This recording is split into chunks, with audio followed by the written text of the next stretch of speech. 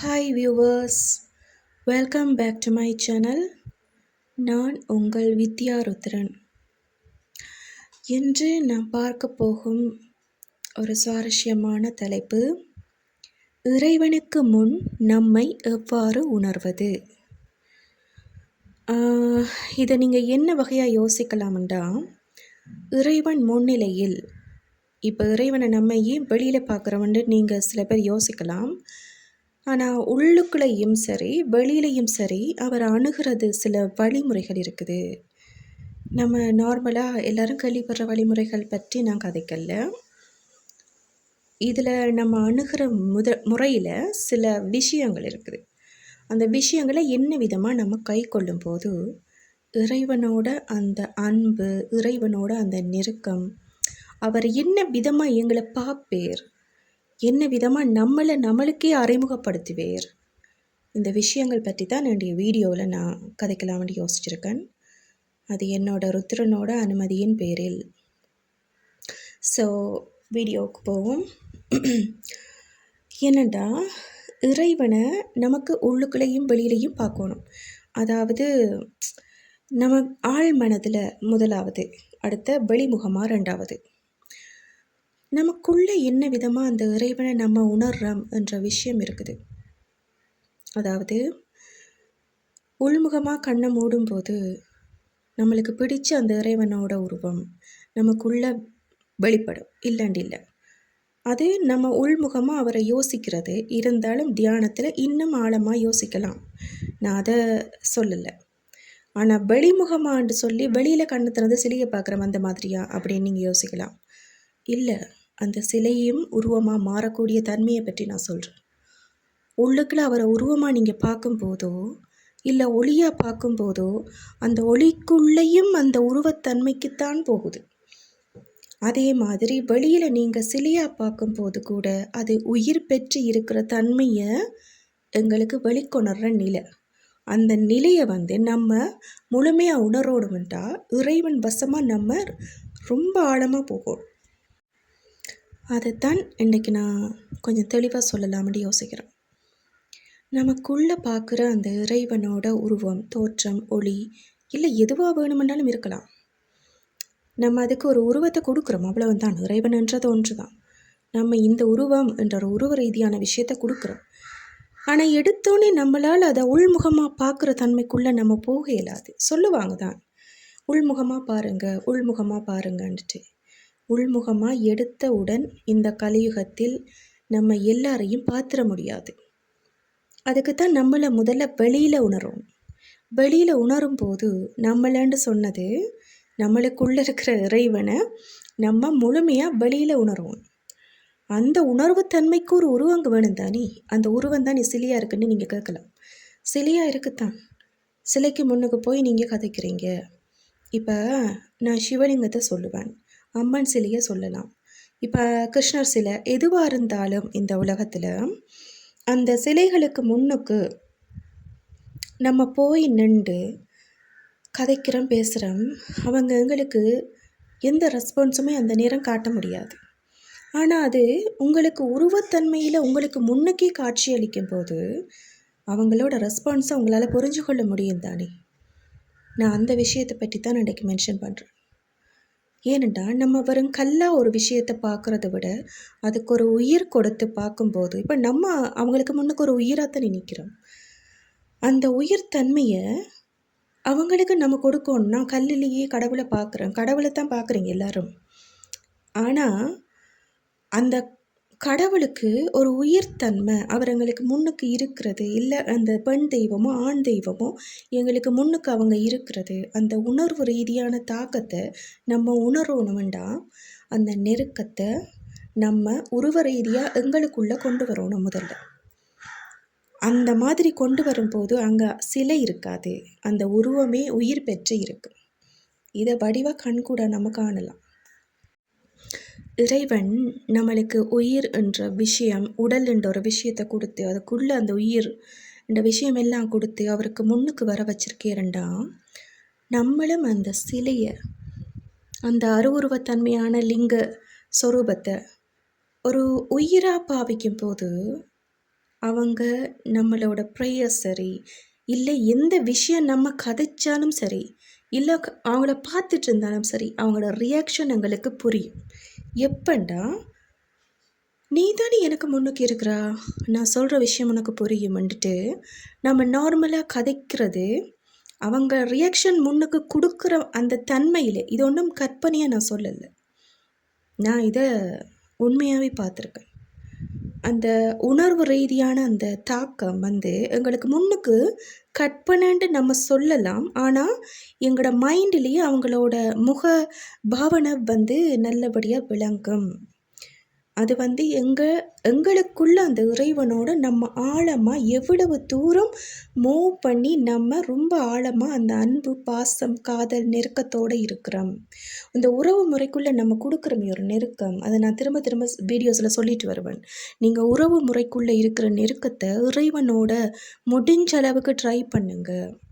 Try பண்ணும்போது நம்ம பல விஷயத்தை பார்க்கலாம். ஒரு விஷயம் 2 விஷயம் இல்லை. இதில் அந்த உறவு முறை என்றது சாதாரணம் இல்லை. ஒரு இறைவனோட ஒரு பிரேம பக்தி, நான் அதில் குறிப்பிட்றேனே பிரேம பக்தி அப்படின்ட்டு ஒரு விஷயம். ஏன்னா இந்த ஒரு வார்த்தை உங்களுக்கு நார்மலாக தெரியலாம், இல்லை சில பேருக்கு என்ன இது அப்படின்ட்டு கூட தோணலாம்.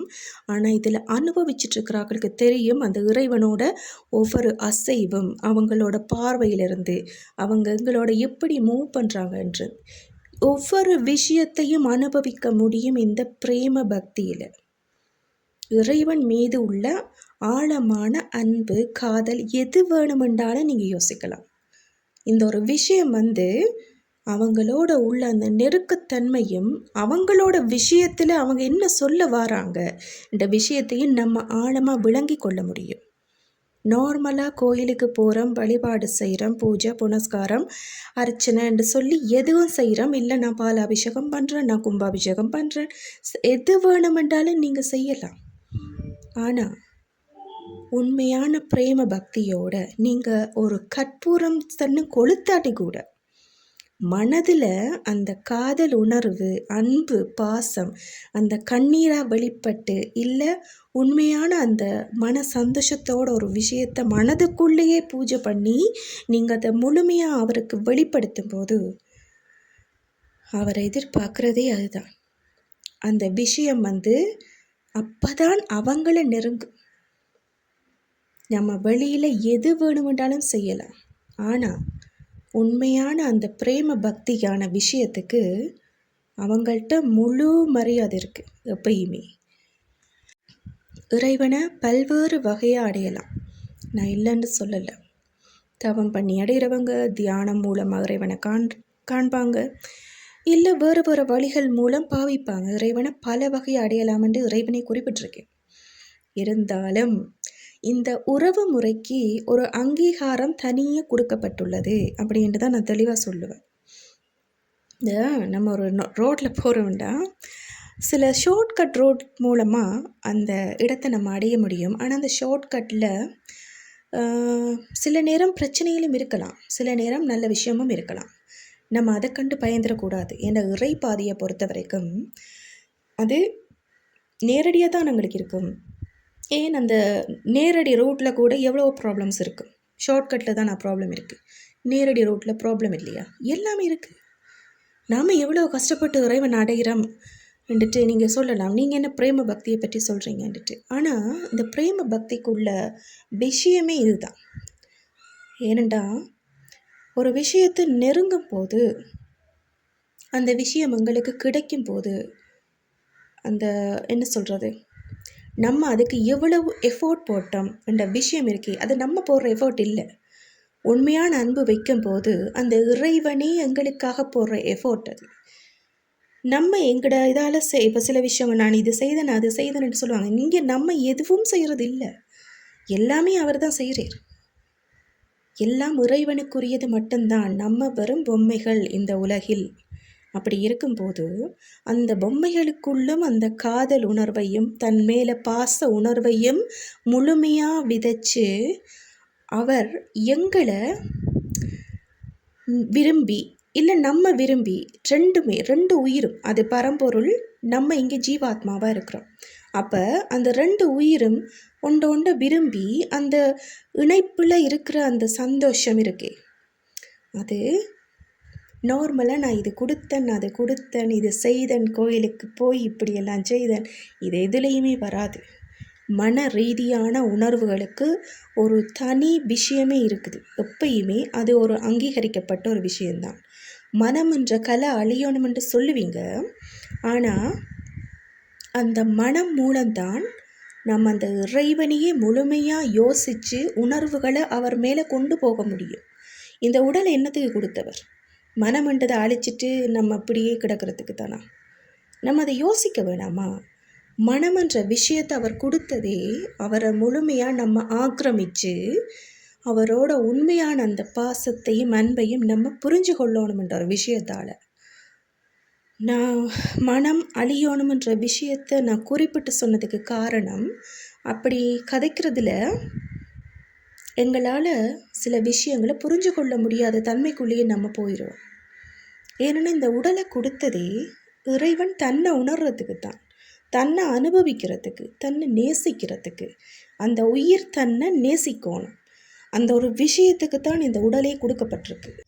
ஸோ அப்படி இருக்கும்போது நம்ம அந்த உடல் மூலமாக என்ன வகையாக அந்த இறைவனை முழுமையாக உணர முடியும், அவருக்கு முன்னால் நம்ம என்ன விதமான வெளிப்பாடுகள் அவர்கிட்ட காட்ட முடியும், எவ்வாறு காட்டினா என்ன விதமான விஷயங்கள் எங்களுக்குள்ளே உருவாகும், எங்களோட உணர்வு நிலைகளுக்குள்ளே அவரோட அந்த அன்போட வேகத்தை நம்ம எப்படி அறிகிறது என்ற விஷயம் எப்போ தெரியுமா எங்களுக்கு விளங்கும்? அவர் மேலே முழுமையான அன்பு வயப்பட்டு, காதல் வயப்பட்டு, அந்த விஷயத்தில் முழுமையாக ஆழமாக சரணாகதி நிலைன்ற ஒரு விஷயம் இருக்குது. எங்களை முழுமையாக அர்ப்பணிக்கிற நிலைன்ற ஒன்று இருக்குது.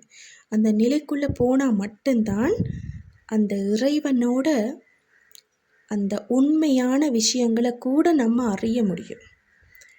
ஆனால் நம்ம இதை எத்தனை பேர் யோசிச்சிருக்கோம்? இறைவனை அறிஞ்சு நான் என்ன செய்கிறது அப்படின்னு நீங்கள் யோசிக்கலாம்.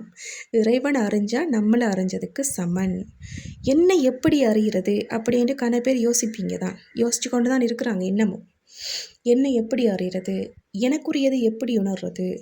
இப்போ எனக்கு நான் எதை எப்படி உணர்றது என்ற விஷயத்தை தாண்டி இறைவனுக்கு முன்னிலையிலேயே நம்ம இருந்து உன்னோட நான் இணையணும், உன்னை என்னால் புரிஞ்சு கொள்ள முடியணும், உன்னை நேசிக்கணும், அந்த விதமாக நம்ம கேட்கும்போது இப்போ நம்ம அவரைத்தானே கேட்குறோம். இந்த இறைவன்கிட்ட இல்லை அந்த இறைவிட்ட அவங்கள நம்ம கேட்கும்போது, அவங்கள உணரணும்னு கேட்கும்போது அங்கே ஒரு விஷயம் நடக்கும். எங்களை உணர வைப்பாங்க. நம்மளை உணர்றதுன்னு மினக்கிறத விட இறைவனை உணரணுமென்று நம்ம மினக்கிடும் போது அங்கே எங்களை உணர வைப்பாங்க. அந்த விஷயம் எப்பயுமே நடந்திருக்குது உண்மையான அன்பில். ஏன் இந்த விஷயத்தை நான் அழுத்தமாக கதைச்சிருக்கேன்டா, இறைவனை நம்ம உணரணும்ன்ட்டு நம்ம யோசிக்கிறோம். உணர்றதுன்றது சும்மா நார்மலாக எங்களால் உணர முடியாது. அன்பு வயப்பட்டிருந்தால் மட்டும்தான் இறைவனை உணர முடியும். அவர் மேலே முழுமையான அன்பு, ஆழமான அன்பு, உண்மையான அன்பு. அன்புன்ற விஷயமே உண்மையாக இருக்கணும், முழுமையாக. ஏனண்டா நம்ம மனுஷங்கள்கிட்ட எதையும் மறைக்கலாம், ஆனால் இறைவனை பொறுத்த வரைக்கும் அப்படி இல்லை. நான் உன் மேலே உண்மையான அன்பு வயப்பட்டிருக்கிறேன் அவருக்கு முன்னால் நம்ம சொல்லவே தேவையில்லை. நம்ம போய் நிற்கும் போது எங்களை அறியாமல் அந்த அவர் மேலே உள்ள அந்த பார்வையில் எங்கட கண்ணால் தண்ணி வந்ததுண்டா இறைவன் நம்மை உற்று நோக்கியுள்ளார். அதாவது எங்களுக்குள்ள இருக்கிற அந்த அன்பு அவருக்கு புரிஞ்சிட்டு, அவர் மேலே எங்களுக்குள்ள இருக்கிற அன்பு அவருக்கு புரிஞ்சு, அதனால் அவர் யோசித்து எங்களுக்கு கண்ணீர் வரும். இங்கே அதான் அந்த இறைவனுக்கும் ஆன்மாவுக்கும் உள்ள அந்த நெருக்க தொடர்பு. அதுக்கு யாருமே இடையில் தேவையில்லை. எந்த மந்திரங்கள் எந்த தந்திரங்களும் தேவையில்லை. இறைவனுக்கும் அந்த உயிருக்கும் உள்ள அந்த நெருக்கத்தன்மையை உணர்றதுக்கு இடையில் யாருமே தேவையில்லை. இதுதான் உண்மை. யாரும் சொல்லவும் வேண்டிய அவசியம் இல்லை. உண்மையான அன்பு கொண்டு அந்த இறைவனை நீங்கள் உற்று நோக்கினாலே போதும். உங்களுக்குள்ள இருக்கிற அன்பு அவருக்குள்ள வெளிப்பட்டு அவர் உங்களை அன்போடு பார்க்கும்போது உங்களோட கண்ணால் வழியும் தண்ணி. அது போதும். உண்மையான அன்பு அந்த ஆரம்ப கட்ட நிலையில் இந்த மாதிரி இருக்குது. அதுக்கு பிறகு முழு அன்பு வயப்பட்டு நீங்கள் அவரோட ஒவ்வொரு விஷயமா மனதோட கதைப்பீங்க.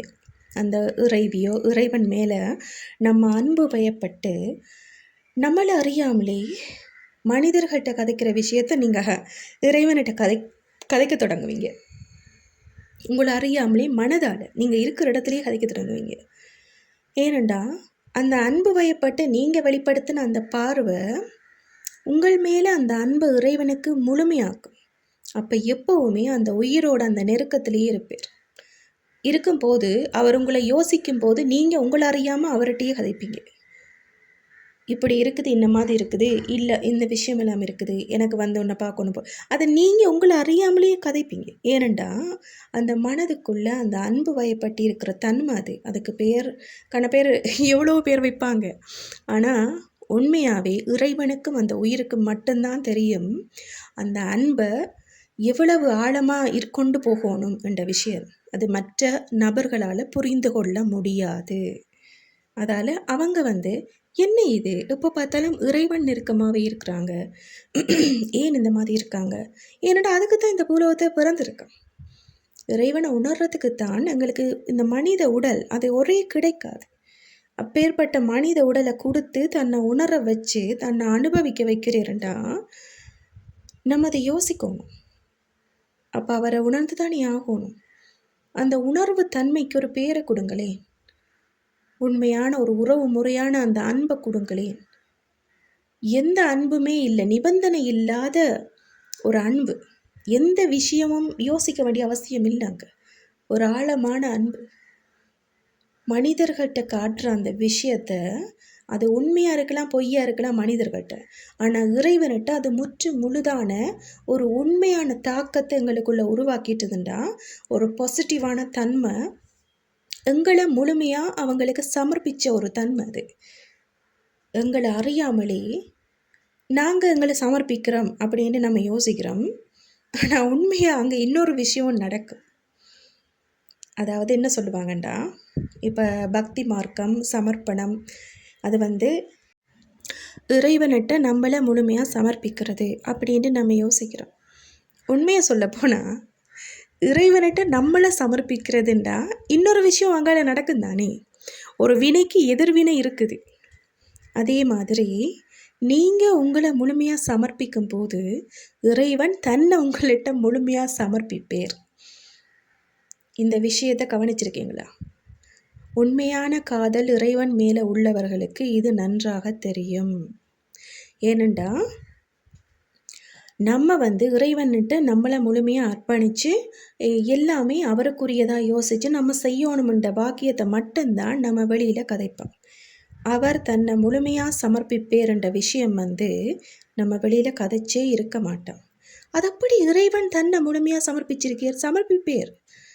நீங்கள் உண்மையான அன்பை வெளிப்படுத்தும் போது அவர் அடுத்த நிமிஷமே சமர்ப்பிப்பேர். அதால் தான் தன் மேலே அன்பு முழுமையான முறையில் காட்டுறவங்களுக்கு அவர் தன்னையே கொடுப்பேர்ன்னு சொல்லுவாங்க. அதுதான் உண்மை. அந்த வார்த்தைக்குரிய அர்த்தம், நீங்கள் மட்டும் சமர்ப்பணத்தில் இல்லை, அவரும் தான் சமர்ப்பணத்தில் இருப்பார். நம்ம என்ன செய்தாலும் இந்த யூனிவர்ஸ் அதை திரும்ப கொடுக்குற ஒரு தன்மையில் இருக்குது. நல்லது செய்தாலும் சரி, கெட்டது செய்தாலும் சரி. அப்போ அப்படி இருக்கும்போது அண்ட சராசரத்துக்கு உரியவங்க அவங்களுக்கு நீங்கள் உங்களை முழுமையாக கொடுத்து எல்லாமே உனக்காகவே என்றுட்டு நீ தான் எல்லாமே, என் உயிரும் சரி எல்லாமே உனக்காகவே, உண்மையில் தான் எனக்கு இனி இல்லைன்ற அன்பு பாசம் என்று சொல்லி அவங்கள முழுமையாக யோசிக்கும் போது அவங்க அதை திரும்ப எங்களுக்கு தரமாட்டாங்களா? முழுமையாக தருவாங்க. அந்த விஷயத்தை நம்ம உணர்வு ரீதியாக உணரலாம். எப்படின்னா,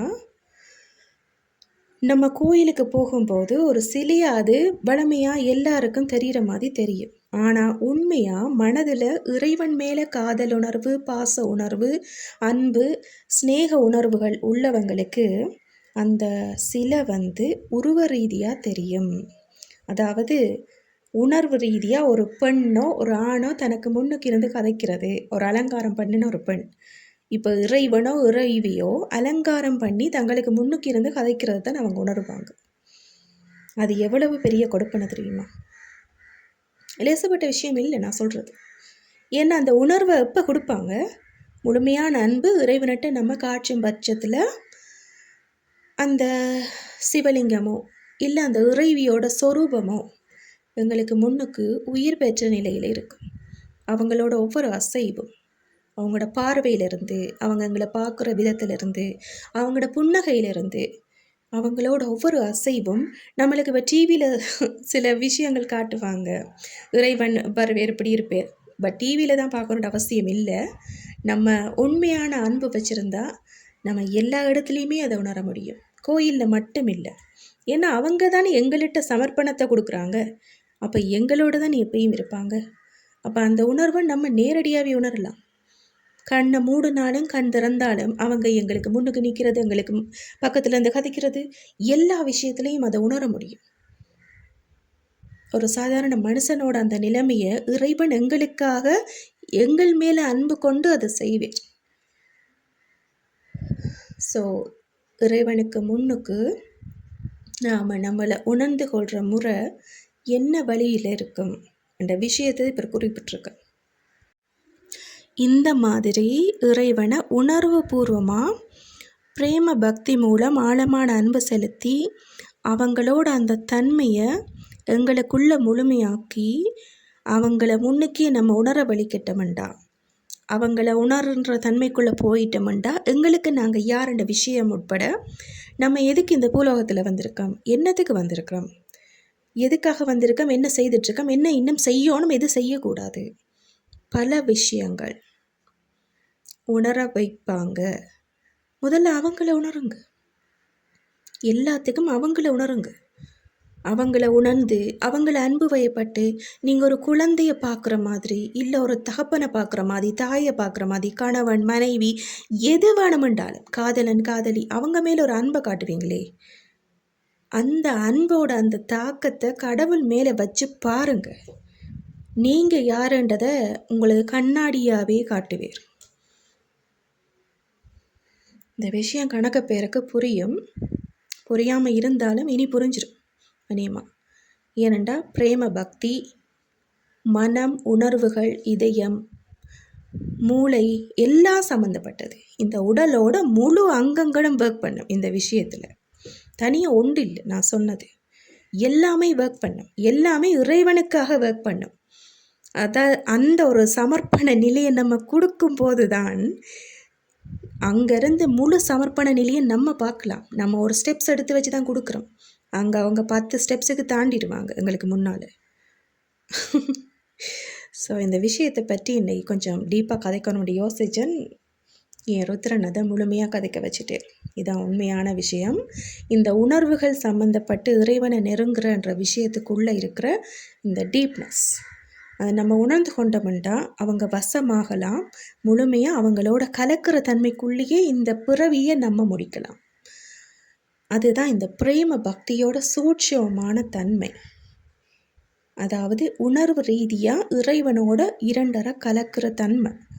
அதை காதல் உணர்வு, பாச உணர்வு, ஸ்நேக உணர்வுக்குள்ளே கொண்டு போகும்போது இன்னும் எங்களுக்கு அந்த வழி கிளியர் பண்ண மாதிரி இருக்கு முழுமையாக. ஓகே வியூவர்ஸ், இன்றைக்கி இந்த டாபிக் பற்றி தான் கதைக்கணும்னு எடுத்தேன்.